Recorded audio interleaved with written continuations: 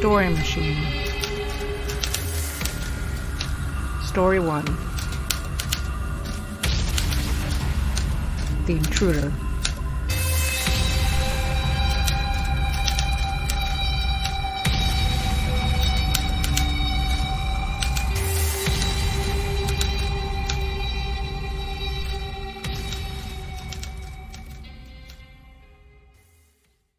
As I walked away from the funeral, I realized what I wanted. My head was burning with words, all the sounds, and I was finished with them. I'd never wanted anything more than silence. Everywhere it should have been, I found empty apologies, stifled sobs, and awkward condolences of people who knew, they just knew, they had to say something, only they had no idea what. The faces kept talking long after their voices stopped, and the words weighed as much as an overturned car. I needed to find where my silence was hiding. So I went to my place. A few months before the accident, when everything was easier, I managed to get 600 acres of old-growth forest, a good-sized stream, and a beautiful pond, all for dirt cheap at a tax auction. Everybody told me it was a hell of a deal. I was bidding against a guy who'd taken a shot at every lot that day, and he always lost interest after 2 or 3 times around, and everyone else was wary of the place. I couldn't believe my luck. My very own paradise. The perfect place to disappear. No one would even be able to find it. The access road was practically invisible. If I went up there ready to disappear into the woods and simply cease to be, maybe everyone would forget the something they needed to say. Maybe I'd forget there was a reason to say anything at all. Way back into the woods, long after the end of the dirt road, there was an old, sprawling house, a mansion really, a large portion of which had fallen in on itself. The addition, one that looked like it had been built a century after the original house, was the only part that remained relatively intact, though it too was on the way down. The whole thing was roped off, layer upon layer of yellow tape crying caution, and asbestos lay on the ground. Maybe someone thought that if they just used enough tape, the whole house would cease to be.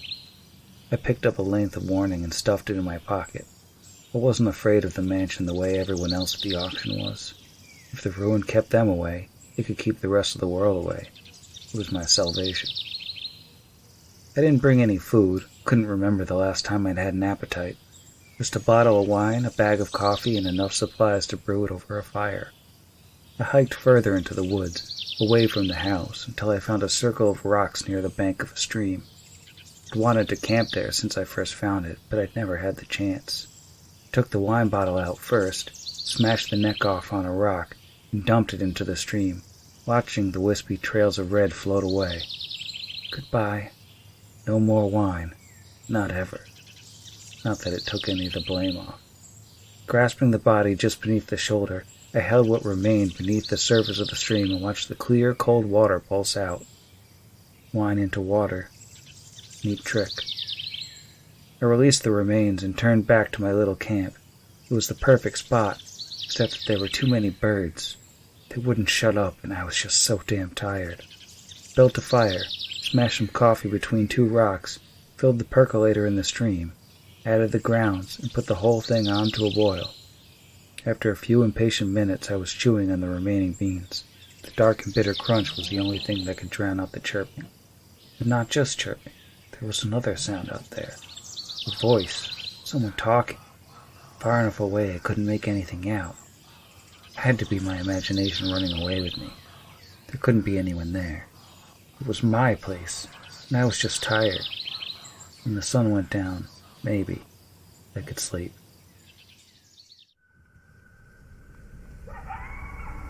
The crying woke me. Crying and horrible laughing. My eyes open, pointed up at the stars, and my ears filled with wild yapping. Talking! They were right on top of me and excited, signaling to each other as they ripped apart my backpack in search of food they'd never find. In search of sustenance. I lay there in silence and watched, too tired to be afraid. There were dark, shining droplets on the ground soaking it near my head, saliva or blood that had dripped from their mouths, or coffee I'd spilled when I fell asleep. They didn't seem to even know I was there. They just kept tearing at the canvas, spilling my meager supplies across the ground and yapping at one another. I watched the coals behind them, bleeding their last bits of light into the woods, and waited for them to leave me alone.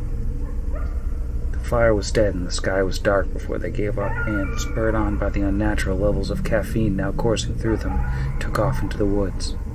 I had no idea how late it was and no interest in finding out. Sleep was gone. The coyotes were still howling in the distance, and it was as good as morning for me. They were mocking me, laughing, talking to one another. They had to say something, and they couldn't leave me alone. Sleep hadn't helped. The voice amongst the wild dogs was deeper, more familiar. I shook my head, kicked up off the flattened grass, and started walking. There was no conscious decision involved, no thought process I was aware of. My feet carried me through the woods to the clearing where the old mansion waited. The sight of the thing, naked and jagged, beams sticking up, silhouetted against the moonlight, made my stomach twist. It must have been beautiful once, till neglect choked the life out of it. There was nothing inside me but coffee and acid. One of the doors, the one nearest me, had been split in half by the weight of the sagging roof and squeezed open like an overripe fruit, spilling splinters across the ground instead of juice. The inside, an open space that resembled a garage or carrot house, was darker than the woods. There wasn't any light seeping in from behind me, just 2 shafts of moonlight cutting through the back window that allowed me to see the monstrous pile of garbage that filled the room. Boxes, broken appliances, black garbage bags that shuddered in the wind, overturned couches and chairs. They covered the entire floor at least 3 feet deep, double that in a few places. Everything that was close enough to see clearly was lined with scratches. The coyotes had already worked the place over. It smelled of mold and rot. To the left of me, the walls groaned. The door that led from this room into the main house was completely buried by the pile. It would take hours to free it. I climbed on top of the garbage just the same, choosing my footing carefully, worked my way over to the wall. It wasn't worth trying to clean the place out. It would take longer than the house had left, I assumed. Just over my head, 7 feet above the debris, the storage loft ran the width of the space. I grabbed hold of the lip of it and pulled myself part of the way up to test the strength of it and see what was up there. More garbage. Old toys, mostly dolls, broken and soiled and looming in the darkness. They were staring back at me, 100 sets of eyes, all fixed and pointed at the intruder. I pulled myself the rest of the way up to spite them. The pile up in the loft was less daunting than the one below. I could see the floor in places. There was a door leading into the rest of the house there, directly above the one that was blocked off, and all I had to do was kick a chalkboard and 2 rotting dollhouses over the edge to open it. It wasn't even locked. As the door creaked open, though, I heard something. Weight moving ahead of me. Big and heavy and shuffling along, dragging its feet like the walking dead, and my heart jumped into my throat. Someone was there. No one was there, though. I steadied myself and stepped through the door. The hallway on the other side was windowless and black. I had to run my left hand along the wall and drag my feet to go any further. The carpeting squished with every step, releasing decay of the air. I pulled my shirt up over my face and started opening every door I came across. The hall was slanted downward steeply, as if inviting me to venture in further, to ignore the rooms on my left and right. Up ahead, the structure moaned in protest. I was hurting it. It was more exhausted than I was. The smell was overwhelming. It wasn't long before I had to empty my stomach. I could see only a few feet ahead. There was no way to tell how far the hallway went. The ceiling sloped down more dramatically than the floor. The walls were bent over. The studs were snapped in places. It seemed every other step I'd catch on something. A nail in the ceiling grazed my hair. Splinters sticking out of the wall tore my jacket. My foot got caught in a spot where the floorboard had fallen away. The house coughed. Everything shifted an inch. It felt like falling. I steadied myself, freed my foot, found the door at the end of the hall. I had to use my shoulder to force it open. The jam was compressed by the partially collapsed ceiling. Beyond the door, the roof was gone, and I was outside again, standing at the top of a staircase and listening to the wind in the trees. I sat down on the top step and considered the rest of the flight. After meandering crookedly downward, the stairwell stopped short of the ground floor, broken near the bottom by an uprooted oak.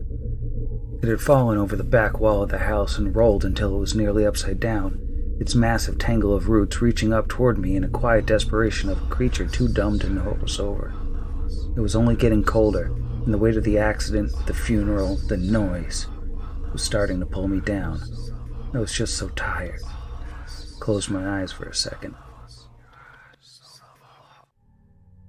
When I opened them, I couldn't see. My face was pressed into something hard by something harder, and the darkness was complete. One of my arms was pinned to the stairs below me, but the other was free. I groped around until I understood. My head was wedged between the tree and the stairs. I must have fallen. It had rained while I was sleeping, and my neck and head felt wet, and I could smell the copper in the pipes of the ruined walls. But there was no pain. After the accident, there was no pain. Except for mine. It took a long time, but I found the angle and pulled my head free. The stairwell seemed very tall from below. It vanished into the black and soggy expanse. My mouth was still lined with bitterness and grit, and I found my right arm wasn't listening to me. Casualty of the fall, I guessed, but I didn't need it anymore. The only way past the tree trunk was to climb over, and it kept moving. The stairs were too tall to consider. The first floor was safer. There was nowhere else to fall. Beyond the tree, through a hole in the roof-turned floor, there was a glow. Climbed down through the gap and found the walls were still standing. I was inside again, and I followed the light through a room that was too damaged to identify, then into a butler's pantry. It was 3 times as wide as a man and filled in every imaginable space with cabinets, each one open to display the china and mouse skeletons it bore. The ceiling had mostly fallen free of the rafters. There was a lit candle sitting on the counter there next to a sink that had been buried in plaster and laths. I stared at it for a long time, because it couldn't be there. No one would climb through that house. It was my house! I picked it up, half in a rage, and it slipped through my slick fingers and fell to the ground, snuffing itself. The darkness was restored and everything felt better. Everything but the intruder. The house agreed with me, grunting its approval, because we had an understanding. I was there to protect it, to usher it quietly to its end, and this person was an enemy of that quiet. After blindly running my hand through the drawers under the counter, I found something heavy and sharp, traced the blade back to the handle and gripped it tightly, not allowing my wet fingers to fail this time. There was only one way through the butler's pantry, into a narrow corridor that led down to a set of stone steps, around a corner, and down further into the cellar kitchen. There was more candlelight there, illuminating a room that, being mostly underground, was better preserved than the rest of the house. The floor was dirt or stone and the walls were the same, and at the back of the space something moved. The enemy. If he or she or they or it wanted light, then I wanted dark. I didn't need to see anymore. I just needed to keep moving. One by one, my knife knocked the candles from their sticks, and I ground the wicks out with my feet. The wax coating the bottom of my shoes grew thicker and thicker. It felt like stepping on flesh. The enemy wasn't moving fast. It wanted me to follow. I didn't know the house was on my side. I took off my jacket and left it on the floor. It seemed to be restricting my movement, stifling me. I was better off without it. Colder, but better. Through the back of the kitchen, more stairs, lower ceilings, more candles. Everything glowed. The hall under the kitchen was a tunnel of smooth, carefully hewn stones that wound round and down, like a snake burrowing into the earth. The enemy was always just ahead. I caught a flicker of movement around every corner, and resolved to walk faster. The floor was slick with running water. Every step was more effort than the last. My feet were heavier, the water was deeper, and the air was thicker and reeked of decay and rotting wine. I passed racks and racks of it. All along the hall, bottles freshly broken at the neck and dripping red vinegar into the river. This couldn't be under the house any longer. It felt like I'd walked for miles. I just wanted to sit down and close my eyes. Before long, I realized it was more cave than tunnel. I'd left the racks behind, and the water was running down the walls, through shining troughs and ancient limestone deposits and down to the shin-deep, freezing water. I hadn't seen a candle for 1,000 feet or so, but still the cave was illuminated by an unseen light just a little further down the path. It kept winding around and down, on and on. Here was real, palpable, intoxicating silence. The water ran slowly and was barely louder than my breath. Even the stench was dissolving as I walked. The rot, wine, and pipes couldn't follow me that far. If only I could snuff out the light, this would be the place to disappear. The house and I could rest just as soon as I caught the intruder. The water was past my knees when the stone hall opened to a large round chamber, and the floor dropped sharply from there. Straight ahead of me was a person's back, a long, dark coat hanging down and refusing to float in the chest-deep water like its pockets were full of stones. Below the water, All around him or her or them or it were tiny glowing figures on the walls. I couldn't tell if they were carved in or painted, but there were hundreds of them, impossibly ornate, tiny people with wide eyes and open mouths that moved ever so slightly with each ripple of the freezing water surface, like they were just waiting to say something. And the more I stared, the more of them I could see, and they all seemed to be pointing at this intruder, and I leaned in closer, just to see what they were made of. Water flooded into my eyes. It was in my nose and ears. Did I fall asleep? Wispy trails of wine were sinking below me, dancing their way toward the bottom as they thinned. I looked straight down, in a dead man's float, at the hundreds or thousands of glowing figures that stared up at me from the floor. My muscles were so stiff from the cold, it felt as though I couldn't move at all, and the knife had fallen from my hand. It was lying 4 feet below my face in the grip of those creatures of light. I let as much time pass as I could. The air in my lungs went stale. I put my feet back on the ground, and my head pulled itself out of the water, leaving the knife on the ground for the figures. The intruder was gone. Beyond the place it had stood, the passage went on through a low and wide opening. It rose only a foot or two above the surface of the water. In the dim light of the glowing figures, I began to see a relief cut into the stone wall surrounding the opening. It was carved to look like a vast mouth gaping wide and smiling, drawing the underground river and all the glowing people into itself, consuming them. The enemy had gone that way. I was sure of it. My body was numb and shaking with cold and exhaustion. The water stung my eyes. Peace was a little further down the corridor. I just had to catch the intruder. It wouldn't fail this time. It wouldn't fall asleep. The tiny faces in the water I could see then were staring at the gigantic mouth with a kind of fixed terror as the flowing water pulled them in. The floor disappeared in blackness when I reached the mouth, and I had to swim to keep my head above the surface. With one arm and no strength left, I followed the low, dark corridor. The glow faded to nothing. The walls pressed in, leaving less and less room for my head as I went down the enormous creature's throat. The numbness took over. There was no rotting smell. There was no pain. There was no wine, and there was no walking away. I pressed on through the water in perfect, silent darkness. All the faces and all the words faded. I was sure it was just a little further. I closed my eyes.